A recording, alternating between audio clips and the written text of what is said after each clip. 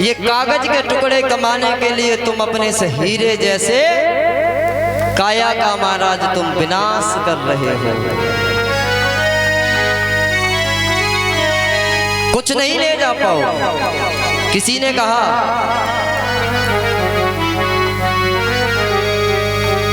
कि कमाल नर चाहे हीरा मोती, कुछ भी कमा लो, कि कमाल नर चाहे हीरा मोती, और जब मरोगे तो कुछ नहीं ले जा सकते। क्यों?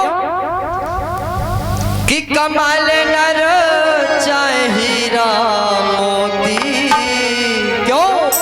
कफन में जेब नहीं होती। कमाल नर चाहे हीरा मोती, कमाल नर चाहे हीरा मोती, कफन में जेब नहीं होती।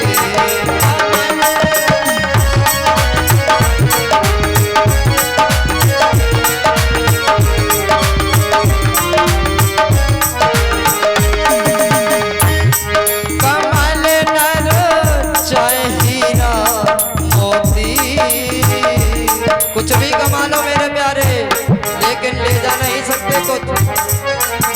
जब महाराज सिकंदर जैसे, जिसने महाराज इस पृथ्वी का तिहाई हिस्सा जीत लिया, और जब मरा तो एक पैसा नहीं ले जा पाए। मरने से पहले उसने अपने नौकरों से कहा कि जब मैं मर जाऊं तो मेरे दोनों हाथ आरती से बाहर निकाल लेना। बोला क्यों? क्योंकि ताकि लोगों को पता चल सके कि सिकंदर जैसा, जिसने महाराज इस विश्व को जीत लिया था तिहाई हिस्सा, और जब विश्व जीत लिया, लेकिन महाराज एक भी मरा तो थैला साथ नहीं ले जा सका। खाली हाथ आया था और खाली हाथ ही जा रहा। तो जब उसकी कोई औकात नहीं तो मेरे प्यारे हमारी और तुम्हारी क्या औकात? कमाल नर चाहे हीरा मोती, कफन में जेब नहीं होती। कमाल नर चाहे हीरा मोती, कफन में जेब नहीं होती। हरि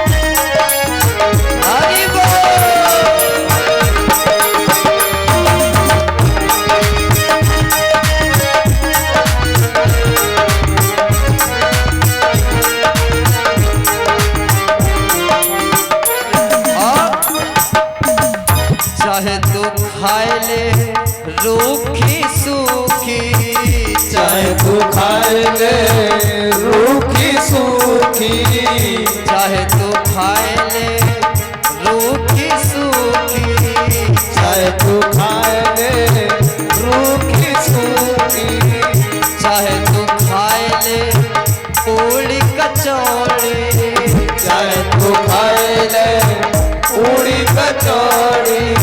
महाराज ताली बजा दो ताली। चाहे तो तुम रूखी सूखी खाओ और चाहे महाराज 56 प्रकार के भोग लगा लो, लेकिन जितनी भूख एक अमीर को लगेगी उतनी ही भूख एक गरीब को लगेगी।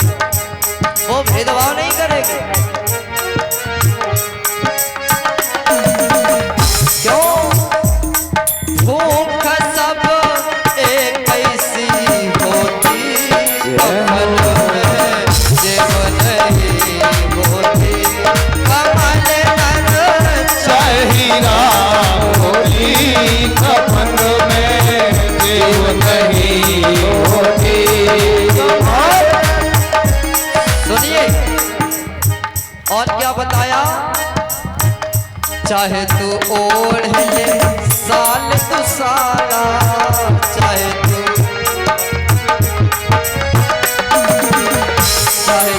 ओढ़ ले साल तू साला, चाहे तू ओढ़ ले, चाहे तू ओढ़ ले फटो चादरा,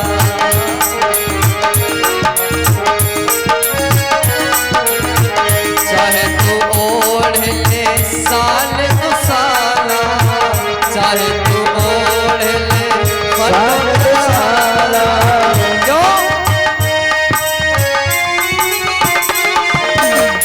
ऐसा नहीं है महाराज कि आप मखमली वस्त्रों पर सो रहे हैं तो आपको नींद ज्यादा अच्छी आ जाएगी, या कोई फटी हुई दरी पर ही सो रहा है तो उसे अच्छी नहीं आएगी। तुम्हारे पास जितना महाराज माया का प्रभाव होगा तुम उतने ही ज्यादा अस्वस्थ होगे, उतनी ही टेंशन होगी दिमाग में, तो तुम्हारी तो नींद वैसे ही गायब है। वो भी भेदभाव नहीं करेगी। नींद सब एक ऐसी होती, कफन में जेब नहीं होती, कमल नर हीरा होती कफन में जीव नहीं होती। हरि बोल।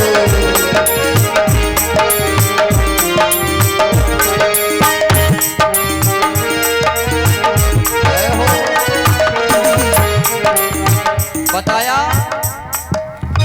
चाहे तुम बने जाओ हाथ भिखारी, चाहे तुम बन जाओ हाथ भिखारी, महाराज चाहे तुम कितने भी नीचे स्तर के व्यक्ति हो जाओ, और चाहे कोई दूसरा व्यक्ति पीएम बन जाए, जितनी इज्जत एक उस गरीब की है उतनी ही इज्जत उस पीएम की, और जितनी इज्जत उस पीएम की है उतनी ही इज्जत उस भिखारी की भी। जय जय जय जय। ये नहीं है कि तुमने गरीब में एक चांटा मार दिया तो उसकी ही इज्जत गई, और उसने तुम में मार दिया तुम्हारा तो उससे ज्यादा किरकिरी तुम्हारी होगी। चाहे तुम बने जाओ हाथ भिखारी, चाहे तुम बन जाओ हाथ भिखारी, चाहे तुम बन जाओ ताली बजाते हो। चाहे तुम बन जाओ। क्यों? अरे इज्जत एक ऐसी होती है, इज्जत महाराज जितनी एक राजा की है उतनी ही एक उस प्रजा में रहने वाले के सदस्य की है। जय जय। अरे इज्जत एक ऐसी होती, कफन में जेब नहीं होती, ओ इज्जत एक ऐसी होती, कफन में जीव नहीं होती। कमल नर हीरा होती कफन में जीव नहीं होती। कमल नर हीरा होती कफन में जीव नहीं होती।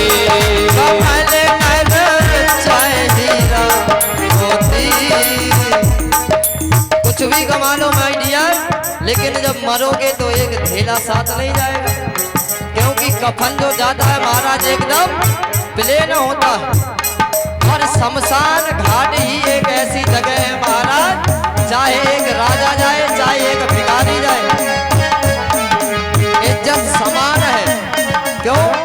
उसका नाम है सम शान। सम यानी बराबर, शान माने इज्जत। जिस जगह पर महाराज समान इज्जत होती है उसका नाम ही शमशान। हरि बोल। ताली बजाते हैं।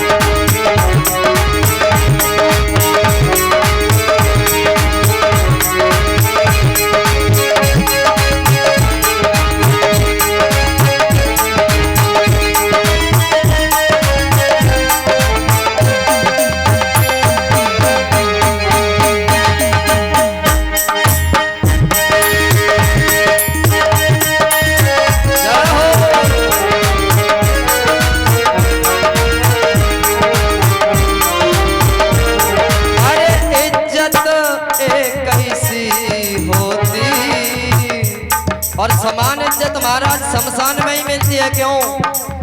सब में बराबर शान में से इज्जत, जहाँ एक राजा और एक फकीर की इज्जत समान है, इसीलिए नाम है शमशान।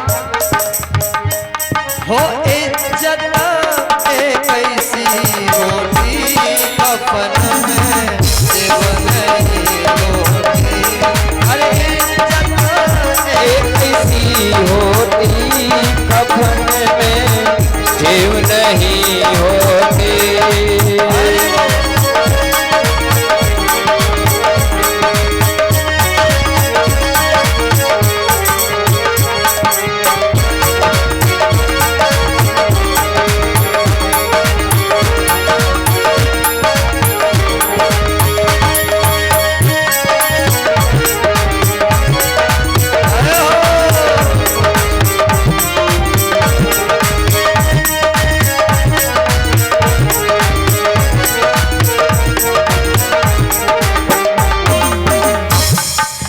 प्रेम से बोलिए गोविंद भगवान की जय। देवा के बिहारी लाल की जय हो। जय जय श्री राधे श्याम।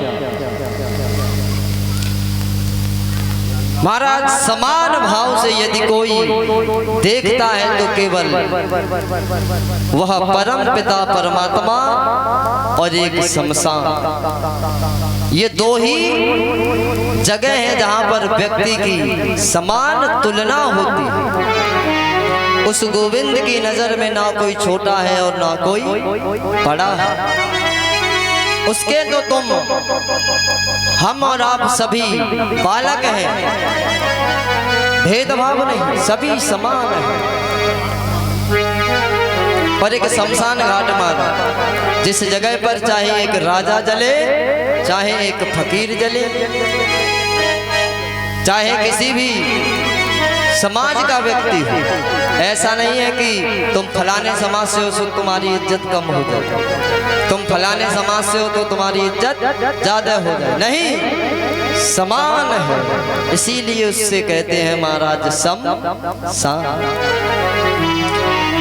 प्रेम से बोलिए भूत भावन भगवान भोलेनाथ की हर हर महादेव शंभो। एक बात और आपको बताता चलूं मेरे भाई बहन, आज तक जितने लोग भी इस संसार में महाराज महान बने हैं, ऊंचाइयों पर गए हैं, लोग ये तो देख लेते हैं कि ये मनुष्य फलाने सिंह महाराज बहुत ऊंचाइयों को छू रहे हैं, उड़ रहे हैं, उन्नति कर रहे हैं। अरे उन्नति कर रहे हैं तो तुम्हारी काय को महाराज बुद्धि खराब हो रही है। तुम भी मेहनत करिए, तुम भी उन्नति करिए, प्रगति करिए, लेकिन नहीं, अपनी उस बुद्धि का सदुपयोग न करके वह मानव उस बुद्धि को दुरुपयोग में लगा दे। जितना समय तू अपने सामने वाले व्यक्ति को बर्बाद करने में, सोचने में, व्यर्थ में गवा देता है, यदि उतना ही समय तू अपनी उन्नति के कार्य में लगा दे तो मेरे प्यारे क्या से क्या बन गए। लेकिन ऐसा सोचना भी उसके लिए महाराज कोसों दूर की बात है। क्यों? जिसकी जैसी बुद्धि होती है वो वैसा ही करता है। और आज का मनुष्य तो महाराज ऐसा है, उससे कितना भी कह लो कोई असर नहीं होता। कच्चे घड़े के समान है महाराज, चिकने घड़े की तरह। कितना भी पानी डालो महाराज सब रख के नीचे, क्योंकि बुद्धि विकृत हो चुकी है। ये तो देख लिया कि महाराज वो उन्नति कर रहा है, लेकिन ये नहीं देखा कि आज जो सूर्य की भांति चमक रहा है उसने कितने अंधेरों को झेला है।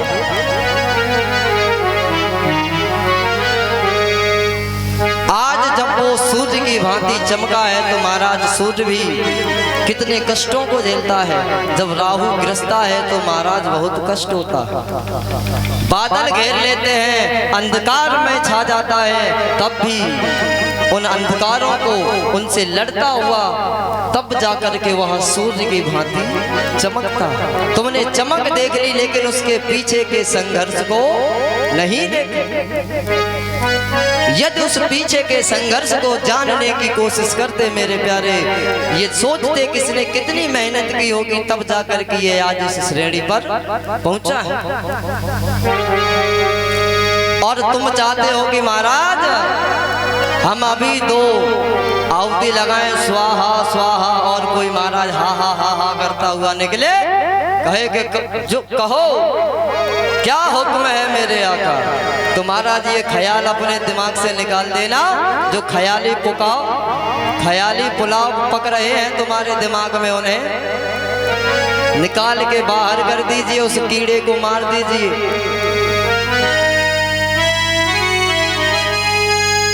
अब भी समय है, यदि चेत गए तो महाराज बहुत आगे जाओगे। सनातन धर्म में जन्मे हो तो सनातन की बात करना सीखो। महाराज हिंदुस्तान के अंदर जितने भी ये विधर्मी है ना, एक भी असली नहीं है, सब जयचंद जैसे गद्दार हैं, जिन्होंने महाराज तलवार देख करके सलवार पहन ली, दाढ़ी रखा ली, टोपी लगाने लगे। मैंने उस दिन कहा था चादर और फादर से महाराज कोसों का फासला रखना। अच्छा ये बताओ यहाँ कितने लोग ऐसे हैं जो अपने घरों में साईं बाबा की मूर्ति रख के पूजा करते है? कोई एक बहुत अच्छी बात बताऊंगा, सच्ची सच्ची बताओ, शायद तुम्हारे दिमाग में बात आ जाए तो तुम्हारा भी कल्याण हो जाए।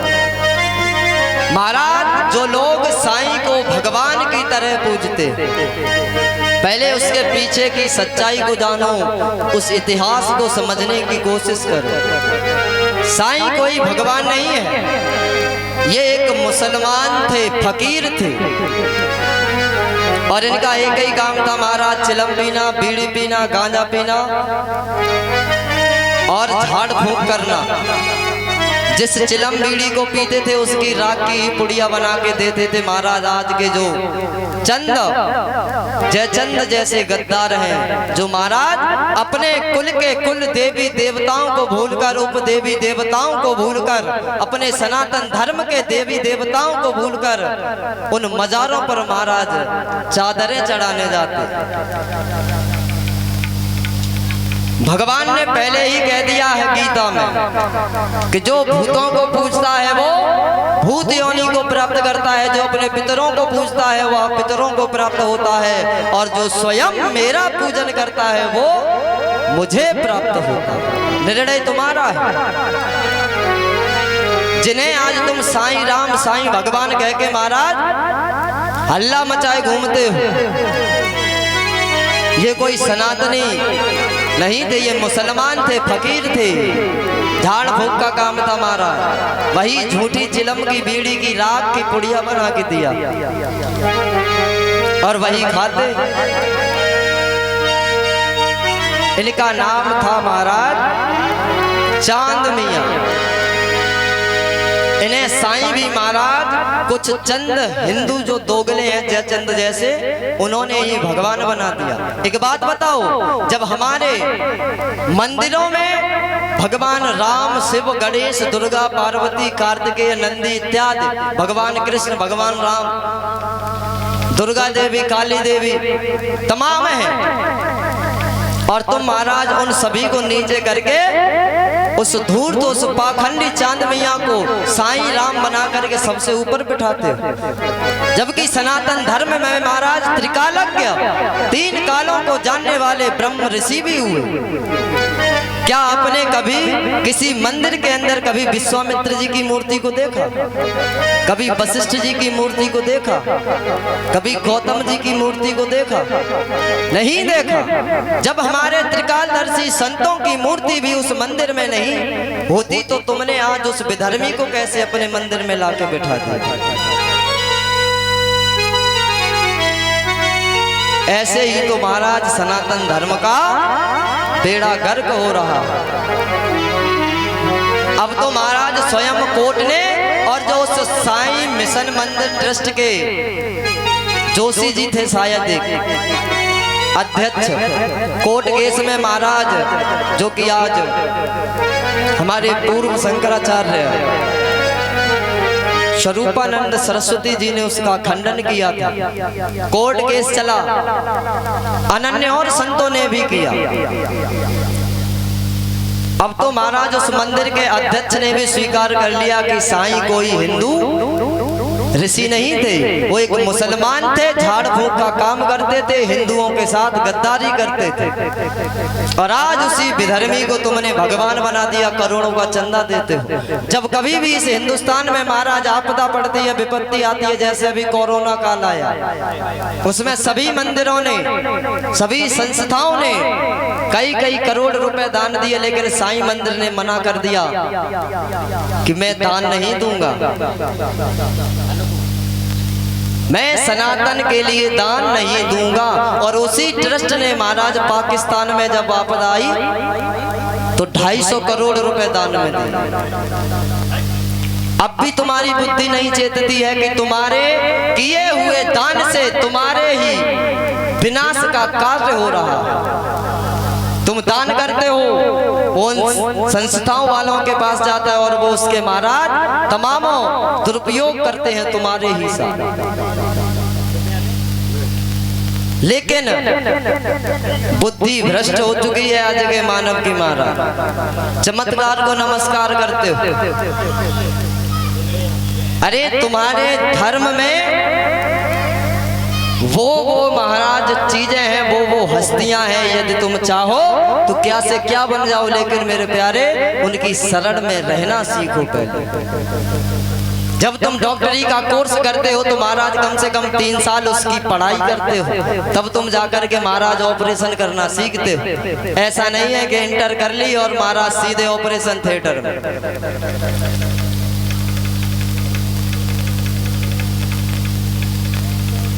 चमक के पीछे मत भागिए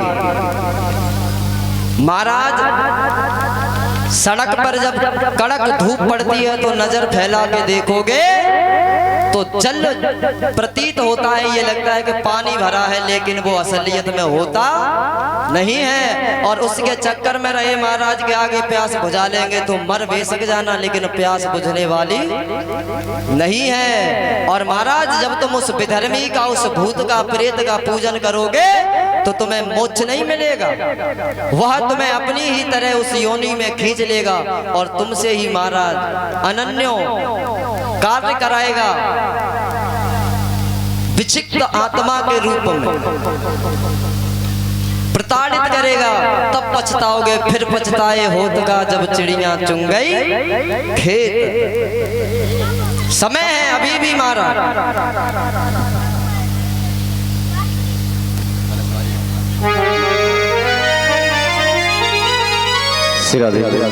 बोले वृंदावन बिहारी लाल की जय। आइए जितने भी हमारी कलश वाली माता बहन कन्याएं हैं वो सभी साइड में आकर खड़ी हो जाए।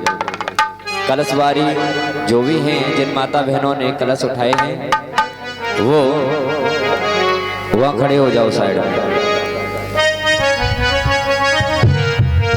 जिन्होंने कलश उठाए हैं वे वहाँ खड़े हो जाएं और एक भजन के माध्यम में कलश वाली माता बहनों का ये स्वागत करना चाहते हैं, ये स्वागत कर लें। और एक श्री राधे राधेश्याम। जब तक आप सभी लोग जितने भी कलश वाली हमारी माताएं बहनें हैं वो एक तरफ आ जाएं, आपका जो भी सम्मान हो उसे सहर्ष स्वीकार करें और सभी लोग मेरे साथ तालियां बजा करके उस परम पिता परमात्मा उस गोविंद के चरणों में